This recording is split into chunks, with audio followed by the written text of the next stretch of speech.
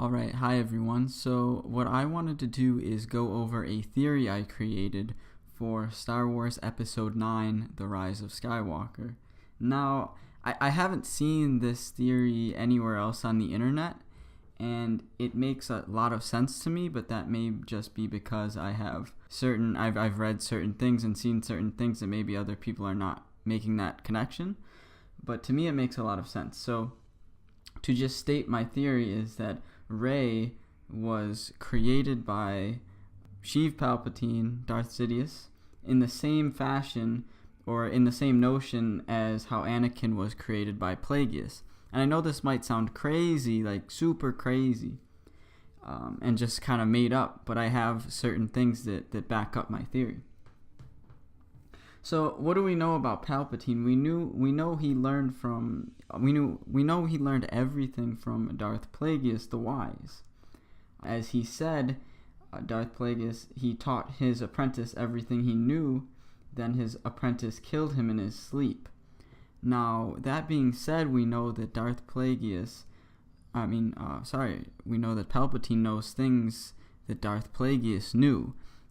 And what is one of those things? So Darth Plagueis, according to Palpatine, knew how to influence the midichlorians to actually create life itself. And the implication there, or the assumption there, was that Anakin was that life. Because Anakin, even though he had a mother, his mother was not necessarily his birth mother. He was sort of born almost gospel-like of a virgin. So... or it was his birth mother, but he had no father. So, which could have been the Force itself, in a sense, or Plagueis, depending on how you view it.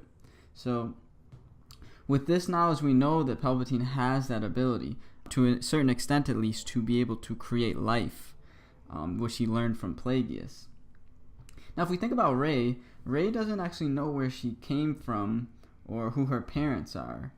In the cave on Ahch-To, right, when she's having that vision, she sees herself in the mirror, which sort of implies that she has no parents. It's almost like when Luke saw himself when he killed Vader in the cave on, why can I not think? Dagobah. He has this vision similar to how Rey has this vision, although obviously Luke is a Skywalker. And we don't know for a fact that Rey is a Skywalker or not, but Anakin was a Skywalker, and I'll get to that in a second. But right now, the point is that Rey doesn't know her identity, who her parents are. She, as far as we know, her parents. The assumption is that they're nobody, or my understanding of it is that it's just unknown, or maybe they don't even exist, and that's why I think this theory makes sense. Because if they existed, to a certain extent, she would have there would be more, at least, information out there in terms of who they might have been. It doesn't seem to make sense how such a strong, Force-sensitive individual could just be parents of some smugglers or drunkards or whatever Kylo said they were.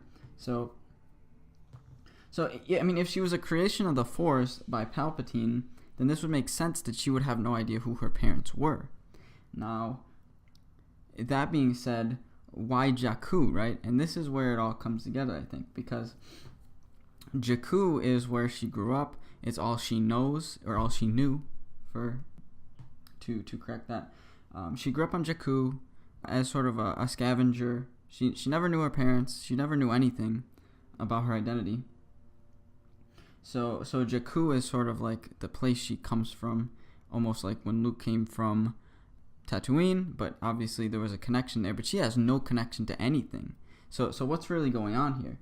So if in the Star Wars Aftermath novels, we learned that Emperor Palpatine had a very vested interest in Jakku.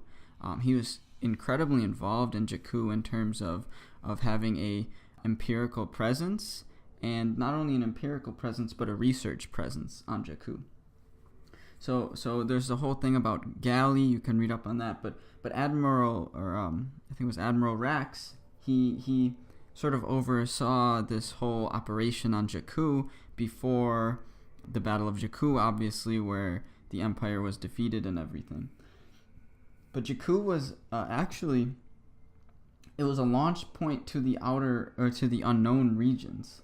And if you go on Wikipedia, reading off that, there was a strong, like a research base there that the Emperor Palpatine was very invested in. Now this research base, we don't know what it was for, but if Palpatine was so invested in this, and we know sort of from the old novels way back in the day that sort of the post Episode 6, post Return of the Jedi novels that were written, Palpatine cloned himself, and there was the whole thing about Luke cloning himself. So Palpatine in the novels, in the expanded universe, has a history of sort of doing these far out there experiments and kind of creating life, or cloning himself, or doing these things to sort of create like some creative works, almost like an artist, creating paintings and stuff. He would create people. He would create clones of himself because he was so paranoid. He would create clones of other people. And you can imagine as the Empire was winding down and the rebels were gaining more strength, he was probably looking for alternatives to Vader, as Vader was getting up in age. That's why he was interested in Luke. He was probably looking for all these alternatives in order for there to be either a new Padawan for him, a new apprentice for him, or someone to kind of replace him or to kind of carry his essence. So another side note about the unknown regions is that presumably at the end of Rebels, we know that Thrawn was sort of it sent far out into the unknown regions.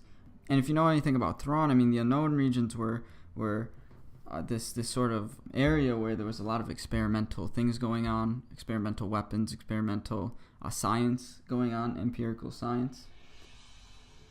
So Palpatine has and Thrawn and the Empire has a history of doing these experiments and stuff. So Thrawn is not so relevant, but you can imagine that these type of things to the outer region, or the unknown region, as I said, Jakku was sort of this launch point from the inner, the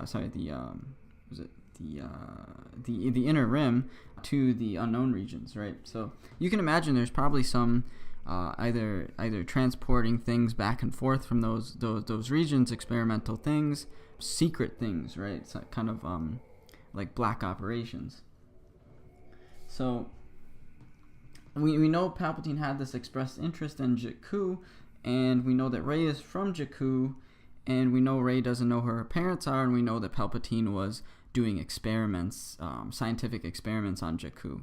So if it all comes together and you understand Rey, you understand Jakku, you understand Palpatine and his history in the expanded universe, it makes sense that there's a possibility that Rey could have been a creation of the Force by Palpatine in his late years, and that she grew up on Jakku after the Battle of Jakku, not really knowing who she was or what her purpose in life was. But she's very strong in the Force, and she discovers this. This is sort of the so-called awakening that Snoke felt. She was sort of this. She could, according to my theory, she could have been this Force-sensitive creation, almost like Anakin, but she sort of didn't know it, and then she had this awakening, and then obviously Snoke felt that. So to finish up, I want to make a point about the name Skywalker, and the whole title of the movie will be Episode 9, The Rise of Skywalker. Now, what does Skywalker mean? So Anakin was the original Skywalker. Well, Shmi Skywalker, Anakin Skywalker, right? But Anakin was a creation of the Force from Darth Plagueis. Now, someone like Luke is a descendant of a Skywalker in terms of he was the son of Anakin.